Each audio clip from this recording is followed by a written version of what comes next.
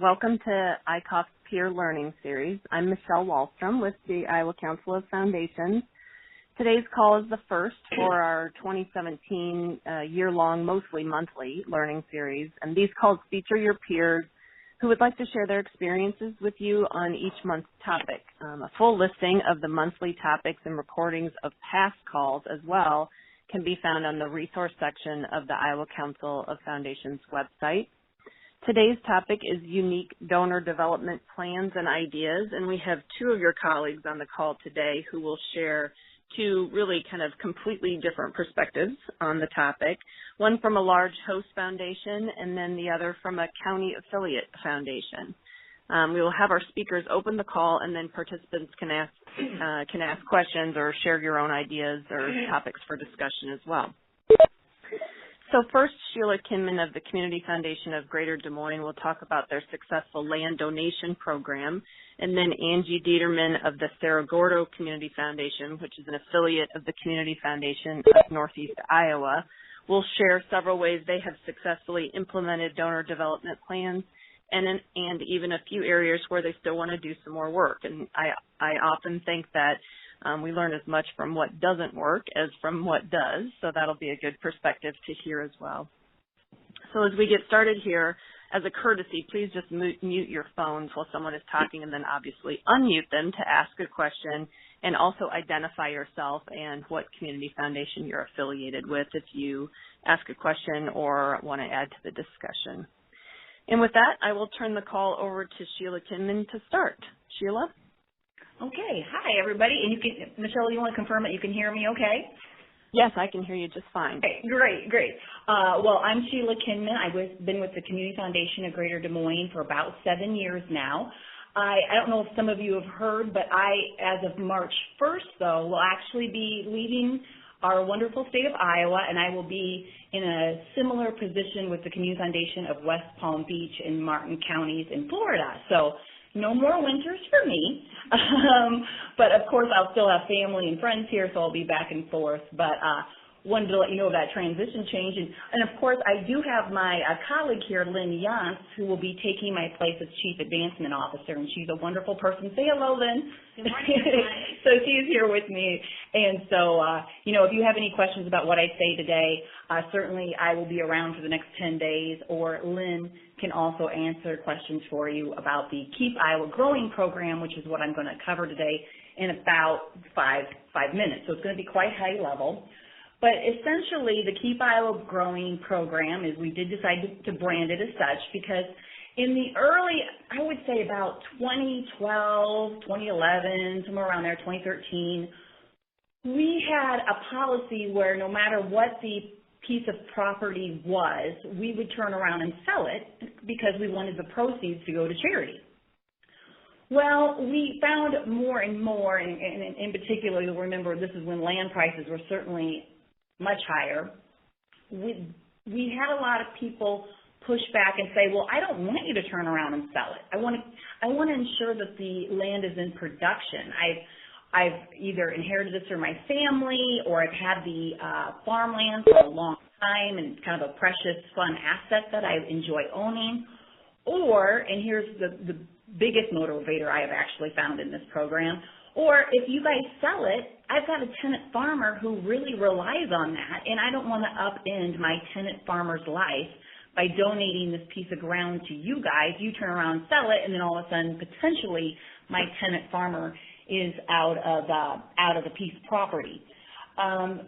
We have found, and I'm sure you have found it too, there runs a deep relationship between tenant farmers and the landowners. And so this program was something that we researched, and it cost a lot of money to design. And when I say that, it's because there was a lot of legal fees and research that went into designing this program appropriately.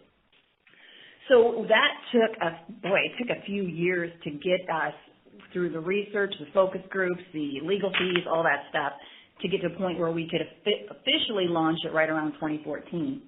And what the program does is essentially it keeps the farmland in production as opposed to selling it. So here's what I mean. I'll tell you two donor stories that we have in it. The first gift was a couple pieces of farmland in Woodbury County. And these were Des Moines pharmacists that in the early 80s, instead of jumping into the stock market, they bought up farmland as their investment of choice. So they are now in their 80s, and they had been living off of the supplement of the rental income. Well, through the process of this, these two pieces of farm became ideal for donation because A, they had a taxable moment in 2014. B, they wanted to support their church and the mission work they do. And C, they were now old enough where they knew they weren't going to outlive their income. They had 8 total farms. This was just 2 of the 8. They had no problem with they didn't need that rental income. And by the way, they had 2 children who were successful by their own right and didn't necessarily need to inherit the farmland because they were not farmers. They lived in other states and had successful professions. So this was the perfect asset for them to donate due to long-term capital gains that they would experience if they had sold it. And again, their heart really belonged with the mission work with the church. So what happened in this scenario is they titled it over to the community foundation. They needed to secure a qualified appraisal. That's their responsibility, by the way. And then they got the fair market value. That's what's on the appraisal. They got the fair market value for the federal deduction, and then this particular couple, I believe they wanted endowed with tax credit because it is an outright gift. And so they gifted that over. We took over, and then they had this tenant farmer named Kenny who they loved. Again, they did not want Kenny's world upside down. I think he was putting 1 or 2 kids through college. So it was important to them. They recommended, that's important, they can't require us due to IRS donor control standards, but they recommended we continue to rent to Kenny, which of course we want to. We want a tenant farmer. So we took over the lease with Kenny. He pays roughly $15,000 to rent the land every March. The $15,000 goes into their fund, the donors fund, which then supports their church. The farmland keeps in production. Kenny's happy. The donors are happy. We're happy. So that's how the essence of Keep Iowa Growing occurs. I'm kind of getting to the end of my time, but lessons learned on this, I thought I'd kind of shift gears and tell you a little bit about this. It's highly customized, this program. We thought going into this it could be one size fits all, but you have to each donor has their own goals, and so you do need to customize each transaction. Due to this, setting the fee on this program is really difficult, the admin fee, and there's a lot behind that, but essentially, if the land is worth $1 million, let's pretend. If it's worth $1 million, are you going to charge, like, say, 1% on $1 million per year, even though there's technically not $1 million in the fund, right? The fair market value is booked on the gift, but there's not $1 million in that fund for you to draw down 1% out of the fund. So you've got to think about the admin fee differently. You need a very, very good attorney with you the entire time. They have to watch out for the donor needs their attorney and you need your attorney, because when you're dealing with retaining farmland for any substantial amount of time, I'll call it rules of engagement have to be set up. That's not a technical term, that's my term. Your rules of engagement have to be set up at the very start, and everybody has to sign off on it, because you don't want anything in the paper where they thought you were going to hang on to the farmland forever, and lo and behold, 20 years from now you sold it, now you have a whole horrible PR situation on your hands. So you need good attorneys. The last one I would say is it's been recommended that you do want to do a phase 1 environmental study on the land, because whenever you're in the chain of titleship, you want to protect yourself and make sure there's no environmental concerns with the farmland. A lot of them don't have any concerns, but you do need to protect yourself because there is liability when it comes to environmental issues. That was very quick, but that is a very high-level look at the Keep Iowa Growing program. Michelle, I guess I'll turn it back to you. Yeah, thanks, Sheila. You had mentioned when you were speaking that you had 2 examples. If you have another example that you want to share that's a little bit different than the one that there's plenty of time. So why don't you go ahead and do that? Thank you. I actually was cutting that short because I wanted to make sure I didn't take over.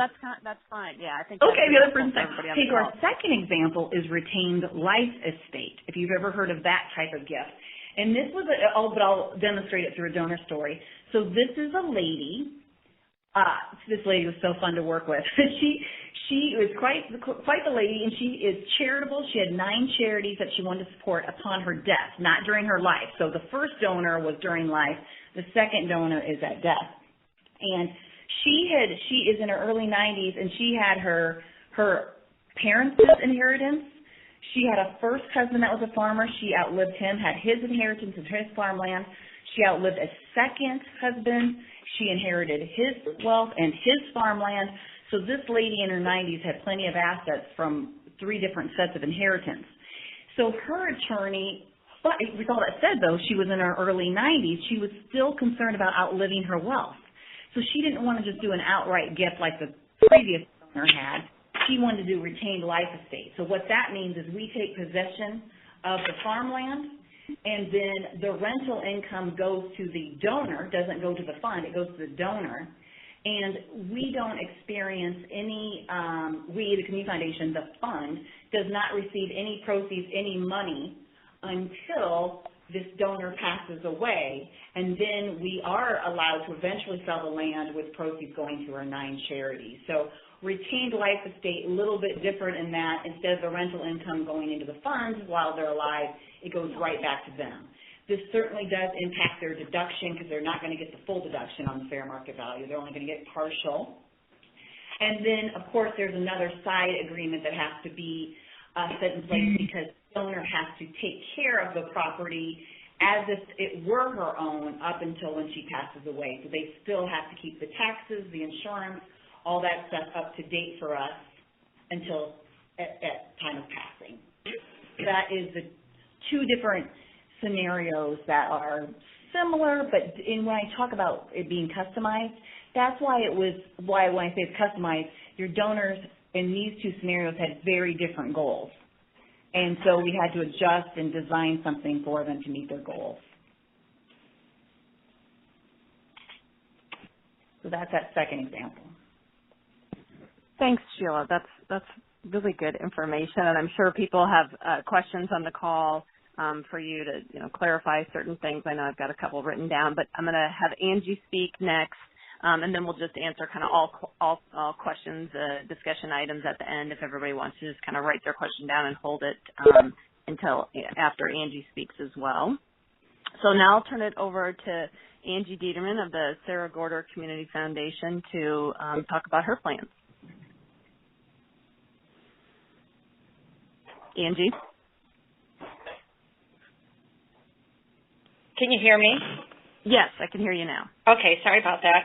Okay. I don't know if we're really unique, but we obviously do have some different things that we've been doing. And Cerro Gordo County is about 44,000 in population, so we're not a super huge area, obviously. But what we try and do with our 9-member governing committee is to do relationship building, awareness, education, and collaboration. So one of the things that we've started quite some time ago was developing a pipeline. And places that we find information, of course, our governing committee do a really good job of making sure that our committee really has a good sampling of each of the communities in our area, and so they know the people in the area, and so they're a great way to, find out who we should be talking to. The other thing, I think we're not above going and looking at, the Wall of Fame for people that have done capital campaigns before, so it's not above us to go and snap a picture of someone who's done a capital campaign and they have a nice wall plaque that says who those people that gave to their campaign was. Other things that we have a community college, they're always doing things, and you can see who the donors are for maybe their alumni. So there's lots of stuff out there that we gather information from. One thing that I think we don't do a good job of, and I know I was telling Michelle that maybe some of the things that we'll showcase today are what we didn't do so well, is we have not capitalized on Iowa corporations. I think it's an untapped opportunity for all of us. So it's something that's on our radar that we really need to start really thinking a little more about. I talked about collaborations and awareness. So one of the things we've done is we've collaborated with Blue Zones Project, and through them they've done a Mason City Volunteer Center. And with them we do education events, and we sponsor a radio show for them where they showcase volunteer opportunities and nonprofit organizations in the community. So through that, we are able to get about 15 spots a week on a radio station promoting the Cerro Gordo Community Foundation as the sponsor of the show. And then we also do promotional pieces together using both our logos and doing education events, and we've had really great success with that because the education events are for the nonprofits in the community, and so it's a great way for us to get in front of those nonprofits. Another area that we've worked on in our area is with grant applicants and going to them and talking to them, about their agency. So we have developed quite a few agency accounts. I think there's untapped opportunity there again where we need to get better connected with them and help them understand that, we should be part of their marketing arm, cultivating, the opportunity to talk with their donors. So we need to, really work on that a little bit. I'll go back to those education events too. Our area professionals, it's very important that you develop relationships with area banks, with their trust officers and their bankers, financial advisors. I think all the accountants, the people that we know we should be connecting with. So we try to do that. And one of the ways we do it is by providing education events for them. I will say that if you're going to do that, make sure that they're well planned and meaningful. And I think there's a lot of opportunity to partner with either our host foundation or with the Iowa Council of Foundations to maybe even do stronger education for those area professionals. October and November obviously is a good time because we're looking for CEU credits, and so make sure that you plan, have it planned out so you can get those credits available for them.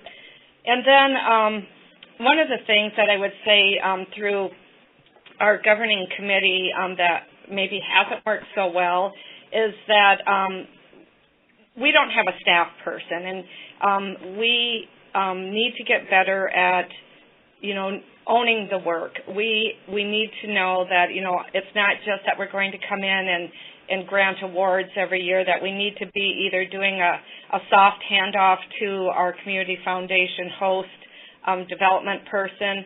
And so developing those relationships with that person is important so that you have smooth transition. But the other thing is within our governing committee, we tried to nurture us giving to the foundation, and so we started the Friends of the Foundation with the intent that anybody who is on our governing committee would be expected to give at whatever level they were comfortable with, and that really didn't work as well as we had hoped. But we do have two former or current foundation or governing committee members that have established funds. One did it for the benefit of our local Catholic school, that anyone graduating and going to our local community college was eligible for a grant opportunity through their fund. So that's a nice one that stays in our community. And then another one that was just established last year where the donor is having the grandchildren guide the awards and where they think it can make an impact in the community to teach them about giving back to community. So that's another opportunity. And then we know that we need to reconnect with past governing committee members because there's opportunity there. We know there's people that have served that are capable of doing this fund. And so our challenge is staffing. We were able to go to a conference actually in Phoenix several years ago through the Iowa Council of Foundations, and we were able to, from that, take information and come back, and we developed a model where we partnered with a a community foundation in an adjoining county, and that worked well where we had staff for a short period of time. I think we did that for 2, maybe 3 years.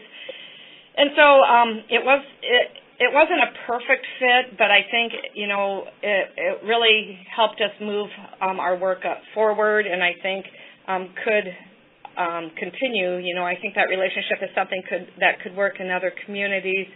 The one thing I guess that I would say is that, it's kind of important that you try to figure out a way that maybe you can have a staff person, because having that dedicated person that continues to work your pipeline, that's what's really important. So we have a pretty good pipeline, but we ebb and tide in the amount of time our, governing committee has to make those connections. So we're looking at how can we do a little better job at doing some type of part-time staffing. And then the final thing, or 2 final things, we did a video, which we're looking to see if we can get that on our on the website at our affiliate part of the website. It's a great video, and I'd like to share it with people to see. We're trying to find out. We'll take it to service clubs and really try and raise awareness of who's about the community foundation and what the people, who are the people that are, creating funds. And then the final thing, communication with your host foundation staff. One of the things you should expect to know is if they're in your area and meeting with prospects, you need to know that. And likewise, when you have prospects, you need to make sure that you're bringing those staff people in at the right time so there's a nice, smooth transition. So those are some of the things that we have done with our donor pipeline, and hopefully they help others. Thanks, Angie. That's a great amount of information with good ideas and examples for affiliates around relationship building, collaboration, and board expectations too, which is making sure that you're getting everybody involved that should be involved in the process. So thanks for sharing those ideas. And so I'll open it up to any questions or ideas anybody on the call wants to share. Feel free to ask Sheila or Angie any questions. Just make sure to unmute your phone first. This is Randy Coleman with the Fort Dodge Community Foundation. So I got a question for Sheila. Sheila, could you go into a little bit more detail when someone donates a farm and you're going to rent the farm to the tenant farmer? For Endow, Iowa, I thought you said that they were going to get Endow, Iowa tax credits. How does that work with Endow, Iowa? Would they get the tax credits when the money comes back from the rent, or how is that handled? No, in that first scenario with the donor in Woodbury County, since it is an outright gift, so in an outright gift, the donor is going to get an appraisal, and so let's and the land's worth $80,000. They're going to get the federal deduction on the $80,000, and then they're also going to get Endow Iowa tax credits because it's an outright gift to the community foundation into an Endow Iowa fund. Okay. But you bring out a good point. On the $15,000 that comes in the rent, that's a difficulty because, they're not going to get to spend 5% of the $1 million. They're going to spend 5% of the $15,000. You know what I mean? Like your system's got to be able to figure that out so that you're in compliance with the Endow Iowa legislation. Yes. Okay. Thank you. Yeah.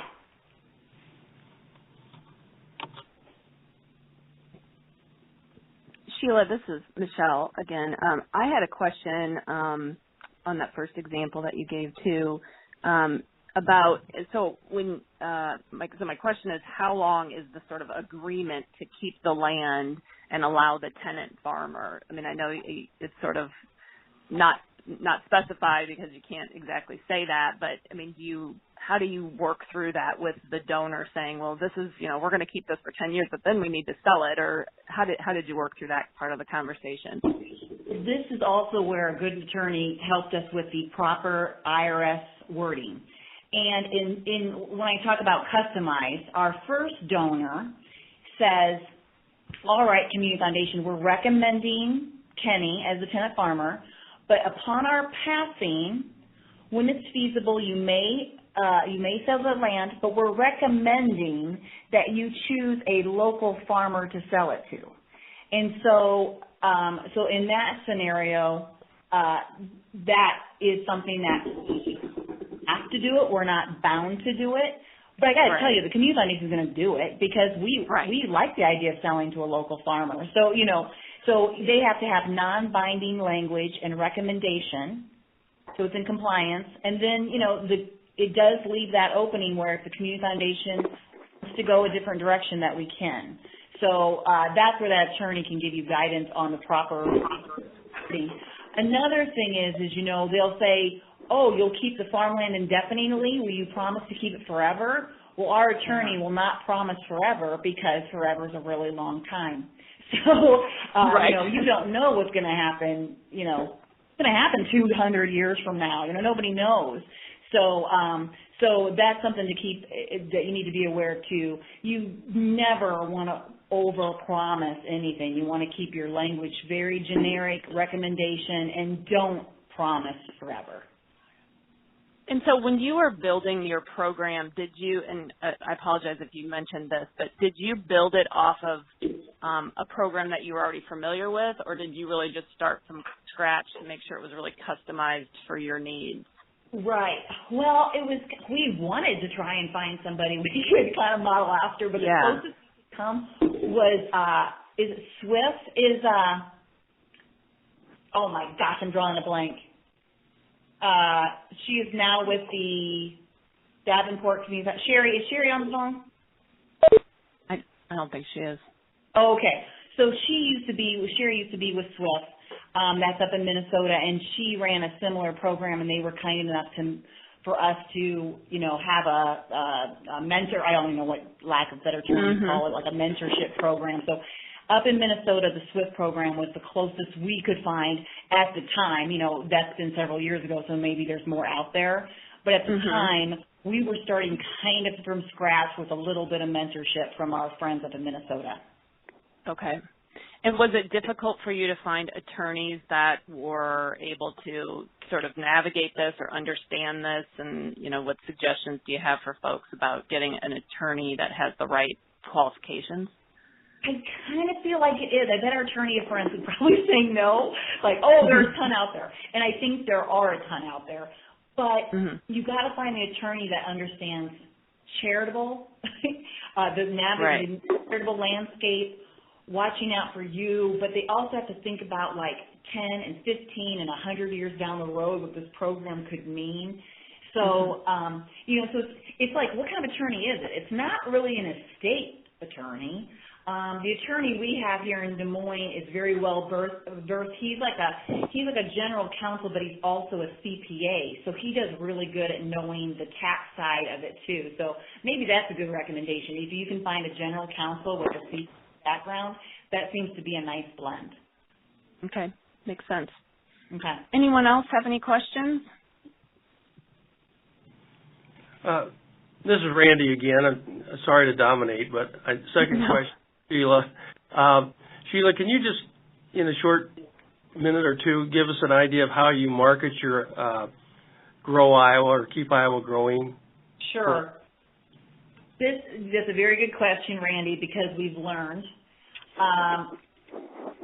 Originally, and we still do this a little bit, you know, we try to market to how do you talk to farmers? You know, gosh, if you could get on the Big Show or whatever they call that, you know, that is, they're all listening to that. But here's what I have found. Your farmer, so my dad's a farmer in Grundy County. There is no way he's donating his land to charity. I'm just going to say it right now because he's got different goals in mind. Both my donors that I highlighted today, they're landowners, they're not farmers. And so I tell you that because you need, in my opinion, you need to market to landowners because they're not as tied, they're tied to the land but not so aggressively tied to the land. And if, you know, farmers have the traits of like my dad, he's so controlling over his fence row to fence row, you know what I mean? And so he's just not the sweet spot. So the landowners, so like the first donors were pharmacists I mentioned. The second donor is a widow who inherited land, and sure, I'm sure she was around the farmland throughout her lifetime, but, you know, she was renting it out. So we have shifted a little bit, and now we market to landowners, and that's primarily done through professional advisors, because that's another common trait. The gifts we have had in, the things we've done, it's usually approved or initiated by a professional advisor. A lot of these donors aren't, I don't want to say savvy, that's not the word. They're not usually coming up with this on their own like, hey, I should give farmland to escape capital gains. You know, they usually need an advisor who helps navigate the tax benefits of that. I apologize if that was a really long question, but we've been really kicking that, a really long answer, excuse me. We've been kicking that around a lot, and that's where I'm convinced personally where we've seen our common traits. Thank you. Mm-hmm. Hi, everybody. This is Elizabeth Hackbarth at the Community Foundation of Northeast Iowa. I have a question for Angie. I love that you said that your committee works with like a pipeline, you know, you're generating names around the community. So I just wanted to know if you could go a little bit more into detail how you do that. Like at every meeting, do you sit down and share names, or do you have like a certain form that you fill out, or a place that you keep those names? Can you talk a little bit about that? Sure. We do. We just use an Excel spreadsheet, and so we have all of the contact information, who the source of the referral was. So if we cultivated it through discussion and one of our governing committee members brought it to the table, their name would be assigned to it. We track when we have contact with the person and the probability that we would close an account, so to speak, or a fund with them. And so we used to each month at our meeting go over that pipeline. We're getting a little remiss from doing that, so that's another thing that we're looking at getting back to, is really, you know, doing a better job of working our pipeline. Awesome. Good work. Thanks for sharing. Angie, this is Michelle. I know you'd mentioned that you had a video that you were using for marketing, and I was just wondering if anybody contacted us that was interested in seeing that. Is it posted somewhere, or is it just something you could email to folks if we had some interest in that? I can figure something out. It's rather large, so I'm not sure if I could email it, but that's why we, okay, you know, we have it here locally, that we have it like on our Channel 4 and things, but yeah, we could figure out a way to get that out to people. Okay. All right. Thanks for that. So I will wrap it up here and say thank you to our speakers today, Sheila and Angie, and to everyone for participating in the call. And especially best wishes to Sheila as you head south in the next few weeks. And well, we're all jealous that you will not see snow in your future. Yeah. Best of luck to you. Please watch for the next CF Snapshot e-newsletter for information on the next call, which is scheduled for March 15th. And I'll also remind those who are interested, the Iowa Council of Foundations Capacity Building Grant Program, the pre-eligibility applications are due this Friday, and I would encourage you to consider applying. And the pre-app process really only takes a couple of minutes. There's just 2 questions. And I would guess one of the examples that Angie used about receiving some funds from ICOF to attend that conference probably came from this capacity building program, so that's a good example of how funds can be used. The full grant applications are not due until April 1st, so you have plenty of time to complete that part of the process. And the applications are available on the Iowa Council of Foundations.org website, or you can contact me with any questions. So thank you again for joining us today, and I hope you all have a great day.